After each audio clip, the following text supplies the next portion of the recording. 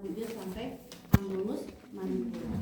Mau di ujung bibir juga boleh, dari ujung bibir sampai ke bagian tragus di sini. Ya, ini untuk pengukuran opa.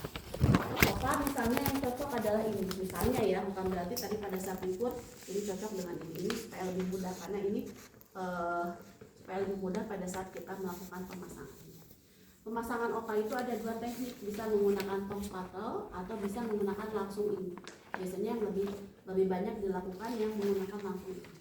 Pada saat kita akan memasang opa, buka dulu jalan napasnya dengan teknik head tilt. Jadi dibuka dulu seperti ini posisinya. Ini tangan kanan pegang opa, posisinya terbalik. Ya, karena kalau masang beneran ini, karena ini tidak ada tong spatel, jadi posisinya terbalik.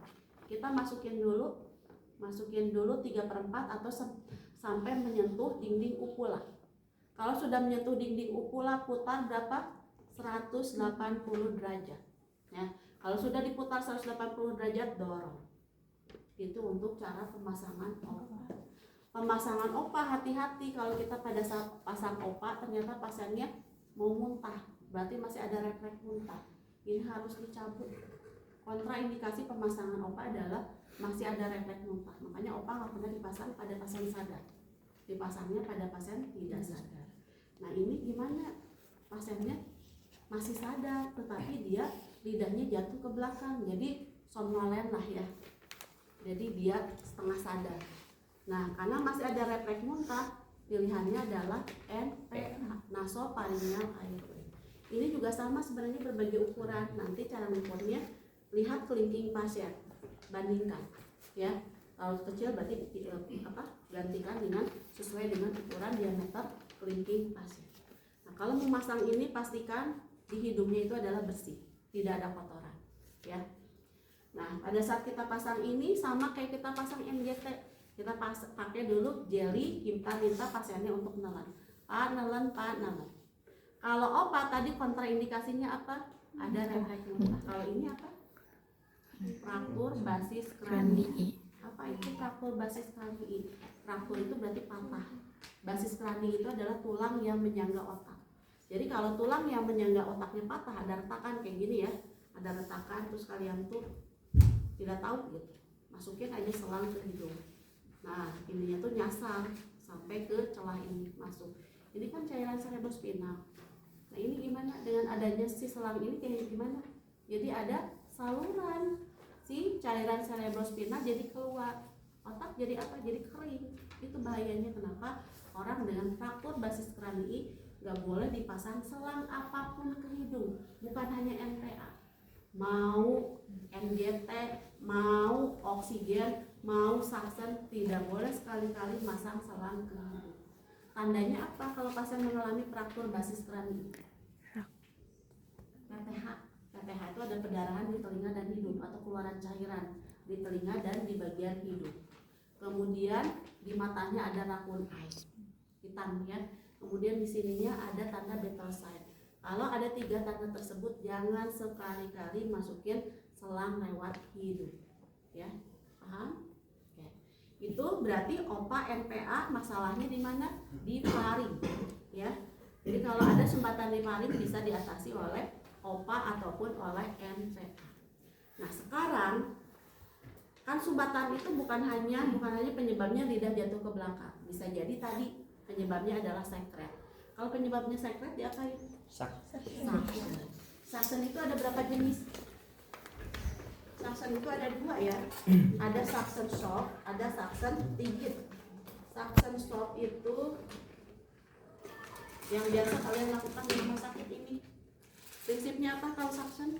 Steril ya. Kalau kenyataannya tapi di ruangan kadang si kanul itu dipakai berkali-kali. Harusnya dia pakai sekali sudah diberes, itu bersifat disposable, harus dibuang. Jadi suction selanjutnya harus dengan alat yang steril, harusnya seperti itu. Tapi kenyataan di lapangan kadang ini dipakai berkali-kali ya. Nah kalau kita akan melakukan suction kan kita membentuk sistem buka tutup ya. Ini kan nanti dihubungkan dengan selang suctionnya. Nah kalau pakai ini kan berarti lebih dalam, kita bisa pada saat kita masukin ini jangan dulu disedot ya. Ini jangan dulu disedot. Kalau sudah masuk, pada saat kita angkat baru ini disedot. Berapa lama ini penyedotannya? 10 sampai 15 detik. Ceritanya ini sekretnya banyak, kita akan mengulang lagi. Berapa lama kita akan melakukan suction lagi? Suction bisa dilakukan berulang-ulang? Bisa, tetapi harus ada jeda. Kenapa harus ada jeda? Suction itu sifatnya apa? Nyedot. Yang disedot di sini selain sekret apa lagi? Oksigen. Makanya berikan kesempatan dulu pasien, bahasa Sunda nama narehat dulu. Minimalnya 3 kali. Dia 3 kali tarikan napas. Kalau sudah 3 kali tarikan napas, boleh kita lakukan suction ulang, ya. Nah ini kalau yang bersifat short, kalau bersifat short lebih dalam boleh. Tapi kalau yang bersifat rigid, jangan sekali-kali terlalu dalam. Bayangkan itu kaku ya. Kalau terlalu dalam, apalagi pasiennya ini bisa refleks muntah. Yang rigid itu yang ujungnya harus terlihat oleh mata kita, nggak boleh terlalu dalam. Keuntungan yang rigid, suctionnya itu kan diameternya besar ya. Itu bisa menarik makanan yang liquid, yang kental. Kalau ini kan yang kental ada susah gitu ya. Nah kalau yang kental-kental sebaiknya kita menggunakan suction rigid ya. Itu kalau apa? Kalau sumbatannya akibat dari sekret. Suaranya apa? Sumbatannya akibat dari sekret? Garing. Kalau sumbatannya adalah crowing, apa yang harus kita lakukan? Pasang ETT. Pemasangan ETT sebenarnya kewenangan dokter. Kita mah boleh masang, tetapi harus ada delegasi dulu. Harus ada delegasi dari dokter. Karena misalnya situasi di IGD lagi complicated, pasiennya banyak, ya, sehingga pemasangan ETT didelegasikan ke perawat, baru boleh. Kalau tidak ada delegasi, nanti kalian dituntut mau praktek, ya. Jadi harus ada proses delegasi. ETT juga sama berbagai ukuran. Cara menentukannya biasanya dilihat dari kelingking pasien, ya. Kalian pilih sesuai dengan yang cocok ke pasien. Yang kita butuhkan step. Kemudian kita butuh lagi, ini butuh pada saat kita akan melakukan tes ya, apakah ETT-nya sudah tepat atau tidak, dan harusnya ada bagging. Nanti mungkin di Pak Adi di initial assessment ya. Jadi harus ada BPM. Sama laryngoskop, ini adalah laryngoskop. Laryngoskop sama ya, berbagai ukuran. Jadi pada saat kita akan pasang, kita ukur dulu. Ya. Kalau sudah sesuai, ini cara pasang ini, lihat ini ada pengaitnya. Nah ini ada pengait, bisa dikaitkan di sini. Nah ini nyala, berarti si laryngoskopnya berfungsi. Nah kalau diginiin terus bisa habis baterainya. Jadi pada saat kita persiapan tidak langsung untuk melakukan pemasangan ETT, ini bisa dilipat dulu untuk menghemat baterai ini ya. Ini spet sudah, kemudian opak. Oke, kita siap-siap untuk pemasangan ETT. Nah pemasangan ETT biasanya pada pasien saturasinya nggak naik-naik ya, saturasinya sudah naik, turun lagi, naik, turun lagi. Biasanya indikasinya langsung pasang ETT, atau pada pasien koma biasanya diindikasikan untuk pasang ETT. Nah pada saat pemasangan ETT tidak langsung, pasien harus dalam kondisi stabil dulu, sehingga kita harus bagging dulu. Nah supaya si oksigen masuk semua ke paru-paru, kita pasang opak. Kayak tadi kita buka jalan napasnya dulu, kita masukkan seperti ini, kemudian kalau sudah menyentuh dinding uvula, kita putar 180 derajat, kita dorong ya. Nah ini harusnya ada bagging, kita bagging dulu. Bagging tahu tindakan rescue breathing ya. Simpan maskernya, ini balonnya di sini. Nah maskernya kita pegang dengan prinsip CI clamp, yang atas membentuk huruf C, yang ini membentuk huruf E untuk fiksasi. Ini pegang balonnya, tiup dulu 1 kali, 1.000, 2.000, 3.000, 4.000, 5.000, tiup lagi 2. 1.000, 2.000, 3.000, 4.000, 5.000, 3. 1.000, 2.000, 3.000, 4.000, 5.000 sampai 20 tiupan. Sudah 20 tiupan, kita kaji lagi saturasinya. Ternyata saturasinya sudah 96, berarti sudah bagus ya. Kita siap-siap untuk pemasangan ETT ya. Ini kita lepas. Nah, untuk pemasangan ETT, kita pastikan alat yang kita pasang itu berfungsi dengan baik atau tidak balonnya. Karena kan harus difiksasi ya. Difiksasinya itu dengan dikembangkan balonnya. Sehingga kita cek dulu balon pada ETT itu berfungsi nggak dengan baik ya. Masukkan bisa 10 cc. Nah, kalau ini ngembang, biasanya di dalam juga ikut ngembang ya. Oke, ini ceritanya sudah bagus, ambil lagi udaranya. Nah, berarti siap pasien untuk dilakukan pemasangan ETT ya. Ini si laryngoskop. Posisinya laryngoskop itu untuk menahan lidah. Ini bukan boneka untuk pemasangan ETT ya. Jadi ini ibu ilustrasikan saja. Nah, pada saat kita pasang ETT jangan begini, bahasa Sunda nama ulah nalekem. Karena kalau nalekem, neken ke bagian sini resikonya gigi pasien patah. Ya. Jadi harus ditahan sama tangan kita. Bukan kita nahan ke kepala pasien, tapi ditahan oleh tangan kita, ya. Nah, kalau sudah terlihat, kita tuh harus bisa membedakan mana saluran esofagus, mana saluran laring. Saluran esofagus itu kalau kita lihat bentuknya itu diameternya lebih besar. Jadi kalau kita kesabaran, ya terlalu terburu-buru, ini masuknya adalah ke esofagus. Karena si laring itu, atau yang lebih tepatnya adalah pita suara epiglotis, itu posisinya di atas, ya. Nanti terlihat ada pita suara, terlihat ada lapisan bening. Nah, itulah tempat kita masukin ETT, ya. Kita masukin di sini, kan itu ada lampu ya. Lampu itu sebagai membantu kita untuk memasukkan si ETT tersebut, ya. Nah, kita masukin sampai, biasanya kalau orang Indonesia itu antara 22 sampai 23. Ini bukan boneka khusus untuk ETT ya. Jadi tidak bisa memodifikasi ini masuk semua, kecuali kalau ini boneka khusus untuk pemasangan ETT. Ini masukkan sampai 22 atau 23 ya. Nah, di sini berarti antara di sini sampai ke sini. Kita masukkan batasnya di sini ya. Ceritanya ini sudah masuk. Nah, ini sudah masuk bukan berarti kita sudah yakin ya masuknya itu adalah ke paru-paru. Makanya kita coba ambil bagging. Nah, si maskernya lepas, sambungkan ke sini. Kemudian kita tiup. Yang mengembang yang mana? Perut atau paru-paru? Kalau perut berarti masuknya adalah ke esofagus, cabut berarti. Ulang lagi dari awal, ya. Kemudian kita cek, yakin yang mengembangnya adalah paru-paru, kita cek pakai stetoskop. Satu orang bisa untuk niup bagging, kita dengarkan. Kiri kanan harus sama suaranya, jangan sampai suaranya itu hanya di bagian kiri atau di bagian kanan. Kalau di bagian kiri atau kanan artinya berarti si selang ETT ini nyerong, tidak berada di bagian tengah. Bahayanya apa? Kalau cuman ada masuk si ETT ini ke salah satu sisi paru, berarti oksigen cuman mengisinya ke paru-paru itu, paru-paru yang sebelah nggak dapat, ya itu bahaya. Cabut lagi kalau seperti itu, sampai benar-benar yakin kita tes. Di sini suara vesikuler, di sini juga suara vesikuler, di sini juga suara vesikuler, di sini juga suara vesikuler, dan pada saat ditiup pengembangannya simetris. Kalau sudah seperti itu, sudah yakin, berarti kita boleh memfiksasi, ya. Fiksasi kita jangan ini ya, yang ini aja. Fiksasi berarti kita akan kembangkan. Nah, kembangkan si balon ini ya.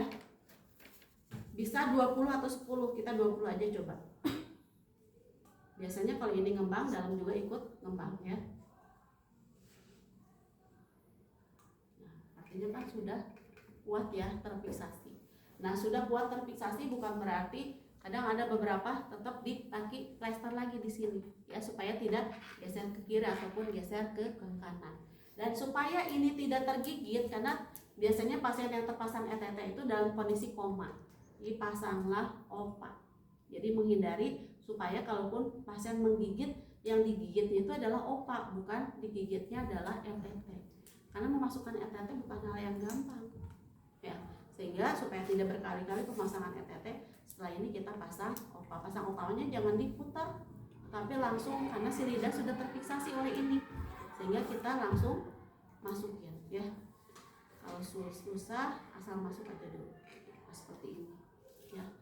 Ini untuk pemasangan ETT. Ini bisa disambungkan dengan mesin ventilator atau ini disambungkan dengan bagging ya, bagging yang disambungkan dengan oksigen. Ini selesai untuk pemasangan ETT. Kalau suatu kondisi pada saat kita pasang ETT ternyata gagal intubasi, si paringnya itu nggak bisa dilewati oleh selang ini, apa yang harus kita lakukan? kalau pasien gagal intubasi. Kalau gagal intubasi berarti kan di saluran napas atas nggak ada saluran yang membuat oksigen bisa masuk ke dalam paru-paru. Harus kita apain? Bahaya nggak kalau kita biarin? Iya, berarti harus apa? Kita lubangin kan. Kalau kita rasional lubangin di sini. Cuma kalau kita melakukan tracheostomi apa? Mudah. Enggak kan? Harus masuk ruang OK. Nah, tindakan sementara di IGD apa? Untuk menyelamatkan nyawanya. Karena untuk tracheostomi harus dilakukan oleh dokter bedah dan harus masuk OK. OK itu nggak sembarangan kita bisa masuk, harus ada persiapan dulu. Sehingga untuk menyelamatkan nyawa pasien diapain? Needle apa? Krikotiroidectomy. Jadi nanti kalian ambil aboket. Ambil aboket, ini isi dengan aquabides ya. Kenapa harus isi aquabides? Supaya kalau sudah masuk ada udara, suka ngabluk-bluk, berarti artinya sudah benar masuknya ya. Jadi nanti si aboketnya sambungkan dengan ini. Kita cari dulu tulang krikoid dan tulang tiroid. Antara tiroid krikoid disitulah kita tempat penusukan. Misalnya seperti ini ya. Kita tusuk ke arah sana, arahnya ya, ke arah sana. Nah, kita lihat kalau ada berukuk-berukuk berarti sudah masuk. Jangan dimasukin lagi dulu ya. Nah, yang dimasukin itu adalah jarum diangkat ke atas. Gini aja. Jarum sama kayak pasang infus, jarum diangkat, si yang plastiknya didorong ke bagian dalam ya. Nah, ini kan berarti lubang nih. Nanti kita hubungkan dengan oksigen. Hubungkan dengan oksigen, ada konektor dulu. Karena kan yang namanya orang itu bernapas itu ada inspirasi, ada ekspirasi. Jadi nanti di konektor kita membuat sistem inspirasi ekspirasi. 1 detik tutup, 1 2 3 4 buka. 1 detik tutup, 1 2 3 4 buka. 1 detik tutup apa? Tadi kalau kita suction ditutup itu artinya apa? Jedot. Di sini juga kalau kita tutup artinya oksigen masuk. Kalau kita buka artinya apa? Ekspirasi. Berarti CO2 yang ada di tubuh pasien dikeluarkan lewat ini. Namanya tindakan itu adalah jet insufflation. Jet insufflation kita alirkan oksigen sebanyak 12-15 liter. Batas maksimalnya nggak boleh lama-lama. Hanya 35 menit sampai 45 menit pasien ini harus sudah masuk ruang operasi. Ini adalah tindakan penyelamatan, bukan tindakan yang bersifat permanen ya. Itu kalau pasien yang gagal intubasi ya. Nah, kalau untuk airway di sini sudah selesai. Airway selesai. Nah, kalau sudah selesai airway kita akan sebelum masuk ke breathing evaluasi. Airway tadi dikajinya dengan teknik apa? LLP ya, look, listen, and feel. Nah, evaluasinya juga sama dengan look, listen, and feel. Jadi kita lakukan tadi ya, ke bagian dadanya dengarkan, look, listen, and feel. Ada suara napasnya bersih atau tidak? Kalau suara napasnya bersih, berarti lanjut kita ke breathing. Pengkajian breathing tadi seperti apa? Di APP sebelumnya kita mengkaji apa? Respirasi sama saturasi.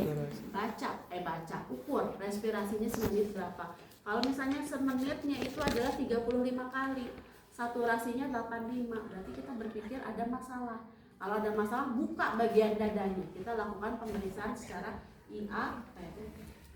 Kegawat daruratan torak ada berapa jenis? Ada berapa jenis kegawat daruratan torak itu? Masih ingat 4? Apa aja? Masih ingat open pneumotoraks, tension pneumotoraks, apa lagi? Fail chest, terus terakhir apa? Massive hematotoraks. Open pneumotoraks itu kenapa? Kenapa disebut open? Open itu artinya apa? Terbuka. Berarti ada luka tusuk pada bagian dada. Ya, nah si luka tersebut bisa mengakibatkan kebocoran udara dari atmosfer masuk ke paru-paru, masuk ke rongga pleura. Ya, di rongga pleura numpuk. Nah, ciri khasnya kalau open pneumotoraks itu seperti apa? Kan kita kalau pemeriksaan IAPP ya, inspeksi palpasi, perkusi, auskultasi, inspeksi. Kalau pada orang dengan open pneumotoraks pernapasannya bagaimana? Tidak simetris karena ada satu paru-paru yang terisi dengan udara. Kemudian secara auskultasi kita pakai stetoskop kiri kanan. Yang kena open pneumotoraks terdengar apa? No sound, tidak terdengar apa-apa. Kan harusnya mah kalau kita tempelkan stetoskop suara parutnya apa? Vesikuler. Kalau pada orang yang open itu tadi kan bocor ya, udara itu masuk rongga pleura. Artinya berarti paru-paru sama di sini sama bagian torak itu jaraknya akan jauh karena terisi oleh udara, sehingga kalau kita dengarkan pada pakai stetoskop tidak terdengar suara paru atau kita namakan no sound. Bagian paru-paru yang lain normal, ada vesikuler ya. Itu untuk yang auskultasi. Perkusi, isinya udara, berarti pada saat perkusi suaranya apa? Kalau isinya udara apa? Hiperson ya. Kemudian pada saat kita palpasi si tulang iganya ada krepitasi enggak pada pasien yang open pneumotoraks? Kalau ada harus fraktur. Kalau fraktur kasusnya bukan open pneumotoraks tapi adalah chest ya.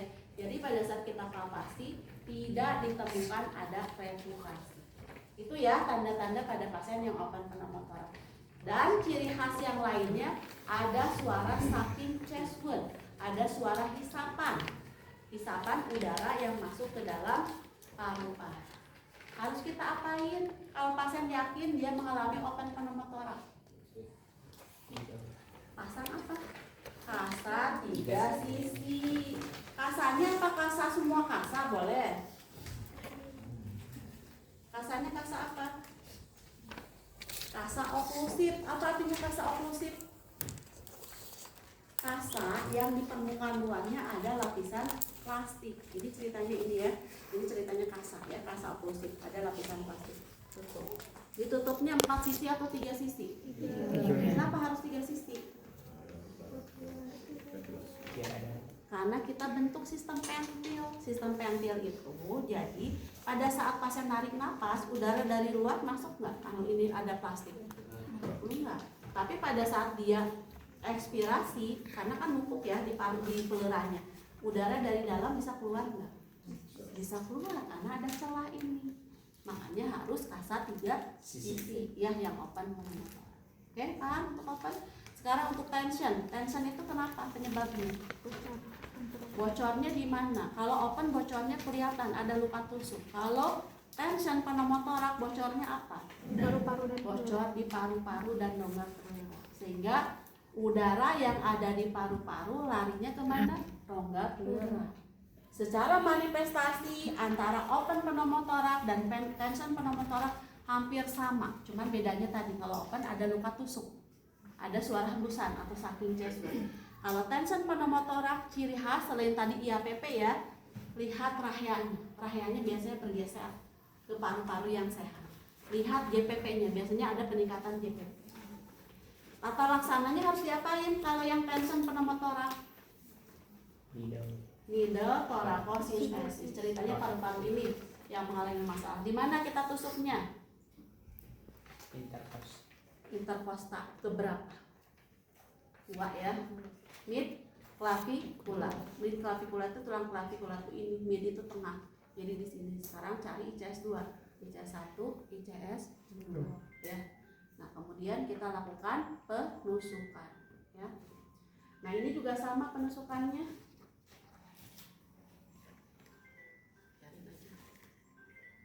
Ya.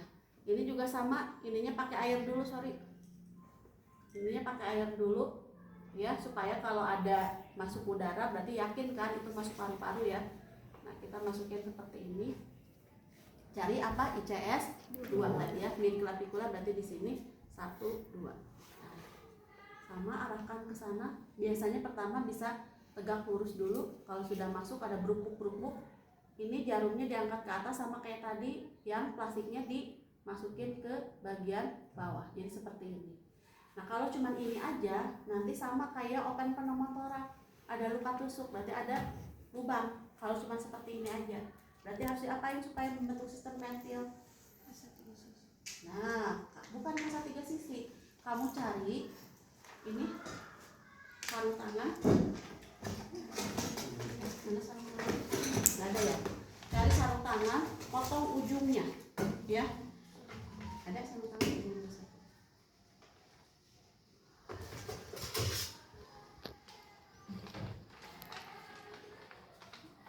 Ini potong ujungnya sama paling atas dipotong lagi untuk bentuk ini.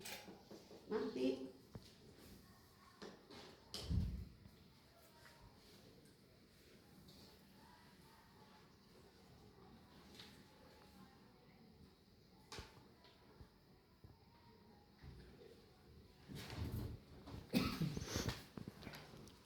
ya, jadi gini. Nah, ini kan ini nancep ya ke dalam. Nah, ini kita bentuk seperti ini. Ininya kita fiksasi. Jadi sama, ini juga kita bentuk sistem pentil dengan seperti ini. Nah, jadi pasien pada saat bernapas dia tidak menarik udara dari luar karena ngariut biasanya kalau pada saat menarik napas. Tapi pada saat dia menghembuskan udara ini akan terbuka, ya. Jadi kita pasang seperti ini kalau pada pasien yang tension penambah torak. Kalau yang fail chest diapain? Masalah Beda kasus lagi, sekarang kita masuk ke fail chest. Fail chest itu apa kondisinya? faktor pada segmen. Ada 2 atau 3 segmen tulang iga yang mengalami fraktur. Ya, ciri khasnya apa kalau fail chest itu? Kan kalau pernapasan tidak simetris mah gini ya, paru-paru ini naik, ini diem, ini turun, ini naik, ya. Nah kalau fail chest mah jadi sangat radikal bedanya, ini naik, ini depok ke dalam. Jadi gini, pernapasan itu namanya adalah pernapasan paradoksal. Harus diapain? Nah, kalau untuk yang fail chest tidak ada tindakan secara khas kayak tadi, pasang 3 sisi, kemudian needle thoracocentesis. Jadi kalau fail chest kita atasi airway, breathing, dan sirkulasi. Secepatnya pasien masuk ruang OK. Yang 2 kasus tadi juga sama. Nanti setelah tindakan pertolongan di IGD, pasien harus masuk ruang OK, ya. Fail chest hematotoraks seperti itu. Kalau hematotoraks berarti ada pendarahan pada bagian torak. Pendarahan banyak, ya. Nah, tindakannya sama, kita hanya mengatasi permasalahan di airway, breathing, sirkulasi, dan secepatnya pasien masuk ke ruang OK. Misalnya permasalahan selesai. Tadi salah satu kasusnya misalnya open pneumotoraks. Setelah itu kita ngapain lagi? Tindakan sudah kita lakukan tadi, pemasangan kasa 3 sisi. Kemudian kita apa lagi? Evaluasi. Kalau di breathing evaluasinya apa? Evaluasi ini pasien masih sianosis atau enggak setelah kita melakukan tindakan ini. Kalau masih sianosis, pasien harus diapain? Cukupkah hanya dengan ini? Pasang apa? Oksigen. Sesuaikan dengan keadaannya. Kalau saturasinya rendah berarti pasien pasang oksigen aliran tinggi. Oksigen aliran tinggi contohnya apa? NRR. Kalau aliran rendah, saturasinya bagus, di atas 95 nasal ya, oke, sudah terpasang. Itu kalau sianosis. Ternyata pasien bukan sianosis, tapi pasien itu apne. Kamu apain? Rescue breathing. Kalau pasien apne rescue breathing yang tadi ya, yang ditiup sekali, kemudian 1.000, 2.000, 3.000, 4.000, 5.000, 2. Itu ya yang rescue breathing. Selesai, pasien dirujuk.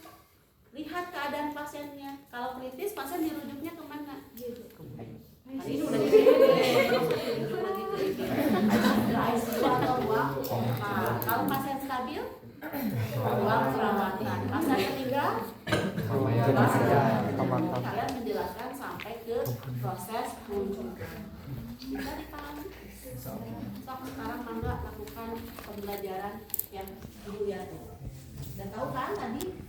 Kalau ada yang belum paham